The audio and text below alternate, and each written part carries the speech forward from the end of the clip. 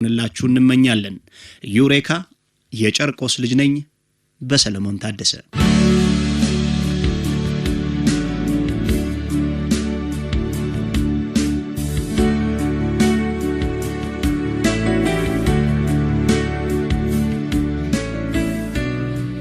ወዳጄ ሆይ ዛሬም መንደራችን ላይ እዚቹ ጨርቆስ ውስጥ ዞር እንድንል ጦማሬን ስዬ መጥቼልሃለሁ። በመጀመሪያ ጽሁፌ ላይ ያደግንበት ዕውቀት የጨበጥንበትም እዛው ፈለግ ዮርዳኖስ እንደነበረ ሳወጋ የስንቱ ቀሽም መፈልፈያም እንደነበራጫዎቼም አልነበር። አንዳንዴ ጂኒየስ የሆኑ ተማሪዎች ሲያጋጥሙ እባክህ አትጠራጠር፣ የፈሌ ተማሪዎች እንደሆኑ ገምት። አንዳንዴ ከፈለክ እንዲህ አይነት ጥያቄ ሊያቀርቡልኝ ይችላሉ። በደንብ ስማቸው። 3 ጓደኛሞች አንድ ላይ ሲኖሩ የቤት ኪራይ ደረሰባቸው። ኪራዩን በጠቅላላ 25 ብር ነው። ስለዚህ ሶስቱም ዝርዝር ባጋጣሚ ስላልነበራቸው ለሚላላክላቸው ልጅ እያንዳንዳቸው 10 ብር ሰጡትና በጠቅላላው 30 ብር ይዞ ሄዶ የቤት ኪራዩን ከፍሎ መጣ። 25 ብር ነው እንዳትረሳ። ስለዚህ 5 ብር ይዞ ተመለሰ።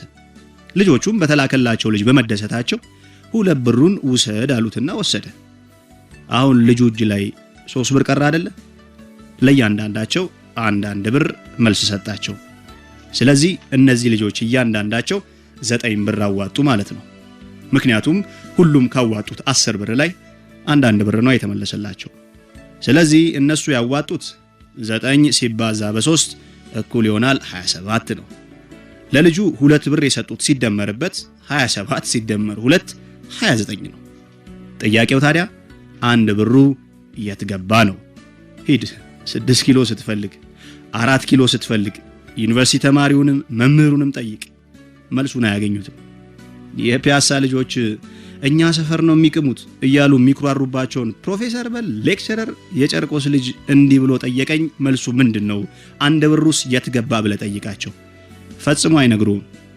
የጨርቆስ ልጅ ግን ለዚች የምትገርም መልስ አለው። ግደለኝ ከነገርኩ ይልሃል።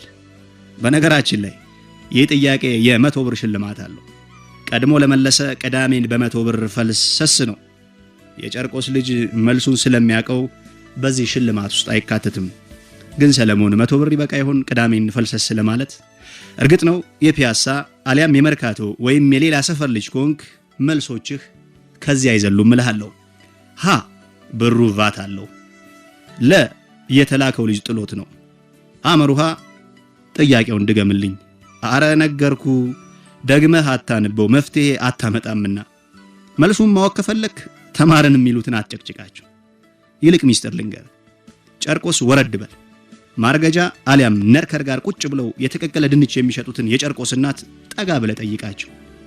ካረሱት ይነግሩሃል። ከረሱት ደግሞ ልጃቸውን ጠይቀው ሊነግሩ ቀጠሮ ይሰጡሃል። እርግጥ ነው የናንተ ሰፈሮቹ እናቴ ታስብልኛለች ለማለት ማይ ማደር ኢዝ ካልኩሌተር በማለት የሚተረጉሙትን ብትጠይቃቸው እንደ ኮካኮላ እሁድ እድሜ ልካቸውን ሚስጥር ሆኖባቸው ከሚብሰለሰሉ ቶቶ ባትጠይቃቸው መክራለሁ።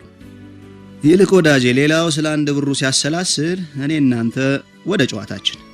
በነገራችን ላይ ባለፈው ሳምንት ስልኬን አፈላልገ አንተ ግን እውነተኛ ሰፈር የት ነው ያልከኝ ጥያቄ ምን ነው ተጠራጠርከኝ? የጨርቆስ ልጅ ነኝ ማለቴ ምኑ ይሆን ያልተዋጠል?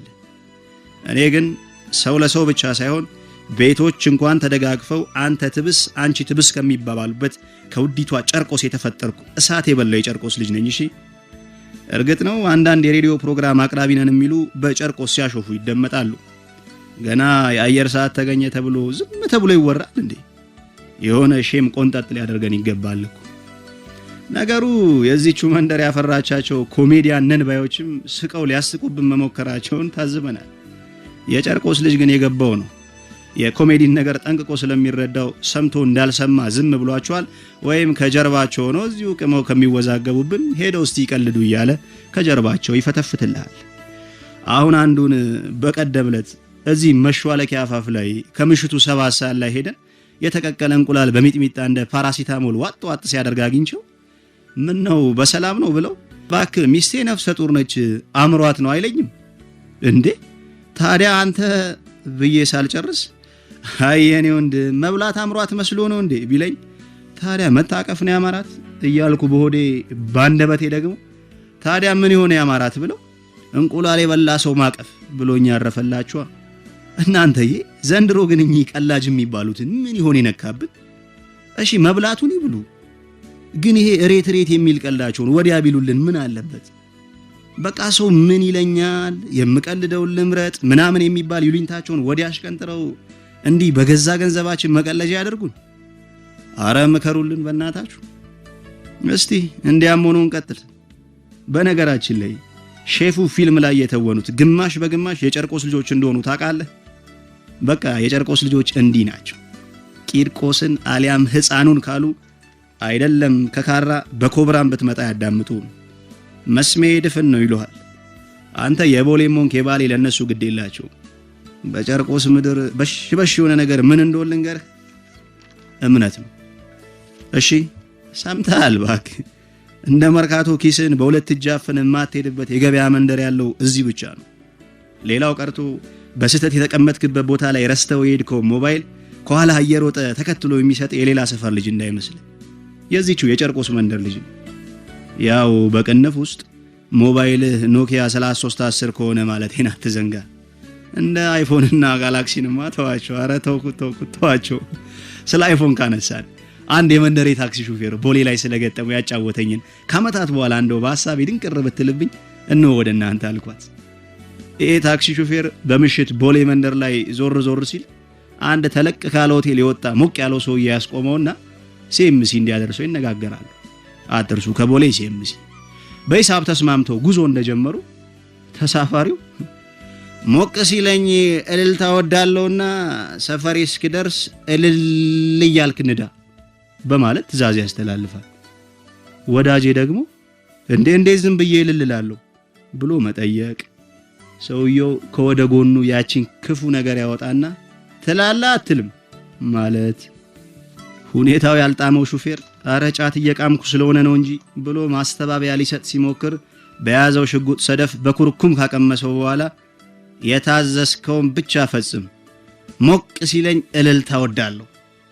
አሁን የተኮረኮመበት ሽጉጥ ከደቂቃዎች በኋላ እንደማይተኮስ ማረጋገጫ ያልነበረ የታክሲ ሹፌሮዬ እሺ ምን ልበል በማለት ሲጠይቅ የተሰጠው መልስ ዝም ብለህ እልል በል።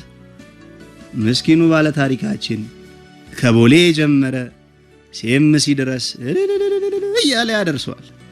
ከሰውየው ገንዘቡን ከተቀበለው በኋላ ቀኑን እየረገመ ስራውን እያማረረ ትንሽ ራቅ እንዳለ አንድ ሰምቶት የማያውቀው ድምጽ ከኋላ መቀመጫ ሰውየው ከተቀመጠበት አካባቢ አዳመጠ። ዞሮ ቢያይ ምን የመሰለ አይፎን ስልክ። እንደተደሰተ ስልኩን አፈፍ። አሁንም ስልኩ እየጠራ ነው። በደግ አረገና ሃሎ ቢል ወንድሜ ሰላምን አወከኝ የሚል ድምጽ ሰማ። አይ አላወኩም የሚል ምላሹን ተከትሎ ከወዲያኛው ማዶ አሁን ታክሲ ውስጥ እልል በልልኝ ያልኩ ነኝ ቢለው ጮካው ሹፌር ምን ቢል ደስ ይላል? ታዲያ አሁን ነው አልል ማለት እያለ ከቦሌ ጨርቆስ ደረሰልሃለሁ። ስማኝም ወዳጄ ነርከር ፊት ለፊት ማንዴላ ትምህርት ቤት አጠገብ አንድ የማትረሳ የጥበብ ጎተራ እንደነበረ ስነግር ኩራት እየተሰማኝ ነው። የነቢ መኮንን ነገም ሌላ ቀን ነው ትርጉም፣ የና አዲስ ዓለማየሁ ፍቅር እስከ መቃብር፣ ደራሲውን የማላስታውሰው ዳሞትራ የሚል አሪፍ መጽሐፍ። በቃ ምን ልበል እነ ሾተላዩ ሰላይ፣ መዘዝ፣ የጡት አባት፣ የታንጉት ሚስጥር የእናንተ ሰፈር ልጆች ሳያነቡት እዛች ቦታ ላይ በቀን 25 ሳንቲም እየተከራየን እናነብ ነበር። የጨርቆስ ልጅ ሆኖ በዛች መጽሐፍት ቤት ያልተጠቀመ ቢኖር ወይ መጤ ነው አሊያም ማይ ሞጠጤ ነው። መኝታ ቤቱን እንደ ምርጥ ላይብረሪ አሰማምሮ ለጮካቲዎች ዕውቀት መጋቢ የነበረው ወጣት መቼም አይረሳኝ። ሞት ይርሳኝ ስሙን ዘነጋሁት። ዘነበወላ ሲከራይም ሆነ ሲያከራያይቸው ባላውቅም የበርካታ መጽሐፎች ባለቤት እንደሆነ ማቃለሁ። እንዲያውም አሁን ርዕሱንም አላስታውሰው ስለ ባህር ላይ ህይወት የሚያወሳ የራሱን መጽሐፍና ሌሎች መጽሐፍትን ከራሱ ከዘነበ በማምጣት ታስነበበኝ የነበረችውን እህቱ ህይወት ወላን አረሳትም። በጨርቆስ ምድር ንባብ ባህል የነበረበት ያ ዘመን ፈጽሞ አይዘነጋኝም። የሚገርመው ነገር ባለፈው ጽሁፌ ጨርቆስ የቀደምት ስልጣኔ መገኛ ናት ያልኩትን ያነበበ አንድ ወዳጄ አንዲት ነገር አስታወሰኝ። የዛሬው የአባይ ወይስ ቬጋስ፣ ቀይ ስህተት፣ ቀዝቃዛው ላፈን ፊልሞች ደራሲና የሴባስቶፖል ባለቤት የመጀመሪያውን በቪኤችኤስ የተቀረጸ ስራውን የት እንደሰራ ታውቃለህ? እኔ ልንገርህ፣ እዚቹ ጨርቆስ ላይ ነበር። ርዕሱ ካልከኝም ሲኦል ነው እልሃለሁ። ቴዲ አንዲት ፎቶ ቤት ነበረችው፣ ቂርቆስ ቤተክርስቲያን ትንሿ በር ፊት ለፊት። እኔ የምለው አንድ ነገር ትዝ አለኝማ። ያኔ ተነስቼ ያልወሰድኳት አንዲት ጉርድ ፎቶ ነበረችኝ እኮ። ቴዲዬ ፊልሟ ትኖር ይሆን?